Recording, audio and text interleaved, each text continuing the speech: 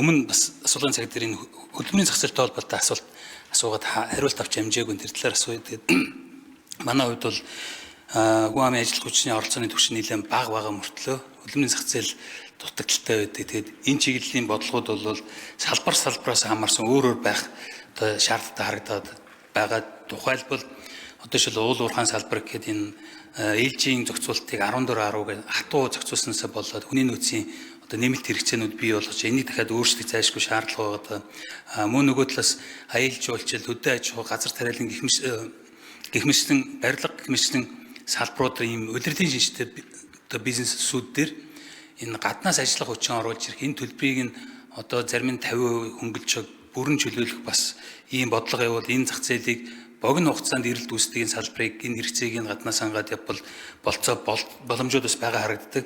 Тэгээ энэс гадна бас нэг том зах зээл бол оюутан болон тэтгэврийн насныхныг энэ хөдөлмөрийн зах зээл дээр нэмэх ийм одоо боломж байгаад байгаа. Тэгээд шижир гишүүн нарын гишүүд бас энэ оюутны хөдөлмөр эрхлэлтийг дэмжих чиглэл юм суулийн санаачилж байгаа. Тэгээд энэ талаар энэ оюутан саяын энэ салбарын бодлогод болон оюутан тэтгэврийн насныхны хөдөлмөрийн зах зээл дээр бэлдэх энэтэй холбоотой татвар нийгмийн даатгалын хураамж шимтгэлийн хөнгөлөх чөлөөлөх иймэрхүү бодлого одоо ийм шинэ арга хэмжээ авах тийм бодол одоо санаа байгаа юу? Гол нэг асуугаад нь таны бас нэг зөвлөх юу яг энэ талаар байр суурь илэрхийлсэн байсан л да. Тэгэхээр энийг олзуурхаж бас хэрвээ ийм бодлого бол бас танилцуулаач гэсэн юм санаа.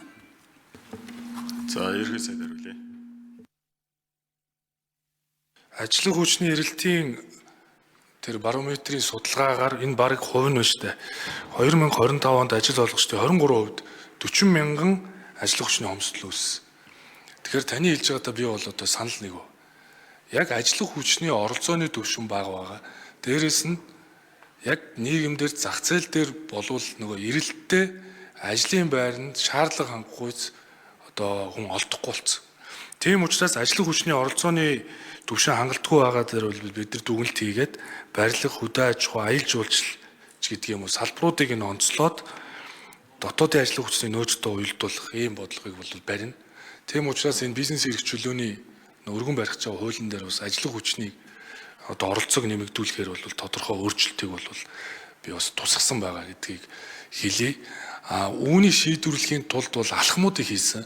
Сая мэргэжлийн сургалт үйлдвэрлэлийн 30 төвийг бид нэр евро хувийн компаниудаар удирдуулах шийдвэрийг гаргасан, менежментийг өгсөн гэсэн үг. Тэгэхээр том аж ахуй нэгж байгууллагуудад тузынхан даргыг өгөөд менежментийг нь та нар хийгээд өгсөн. Бид нар нэг зүйлийг шаардж байгаа. Хувьсах зардлыг өгөх дэмжлэг нь байж болно дөрөөс бусад менежментэд тэр хувийн компани авч яв. Гол нь эрэлтээ өөрсдөө зарлаа. Манай компанид одоо хэдэн цахилгааны инженер хэрэгтэй, дулааны инженер хэрэгтэй гэдгийг зарлаад хувийн хөвшил бол зөвхөн тухайн эмсүүдийг төгсөгчийг ажилд авах л үүргийг хүлээнэ. Тэгэхээр нөгөө компанид хэрэгцээтэй мэрэгжлүүдээр л зарлаад явах. Энэ ажил бол их одоо дэвшилтэд бас ажил болж байгаа. Цаашдаа бол компани дэргэд эмсүүд байгуулах.